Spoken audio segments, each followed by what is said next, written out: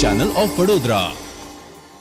વડોદરા શહેરના કલ્યાણનગર પાસેથી સયાજગંજ પોલીસે એક ધારદાર તલવાર સાથે એક શખ્સને ઝડપી પાડ્યો હતો. સયાજગંજ પોલીસ સ્ટેશનનો સ્ટાફ સોમવારના રોજ વિસ્તારમાં પેટ્રોલિંગની કામગીરી કરી રહ્યો હતો. તે દરમિયાન કલ્યાણનગર ગુરખાની ચાલી પાસે આવતા એક શખ્સ ધારદાર તલવાર સાથે ફરતો હોવાની બાતમી મળી હતી, જેથી પોલીસે આ ખુલ્લી તલવાર લઈને ફરતા કૃષ્ણા દિનેશ સોનીને ઝડપી પાડ્યો હતો. તેની સામે હથિયારબંધીના જાહેરનામા ભંગ કરવા બદલ ધરપકડ કરી આગળની કાર્યવાહી હાથ ધરી છે. પોલીસ પકડથી દૂર છે, પકડવાના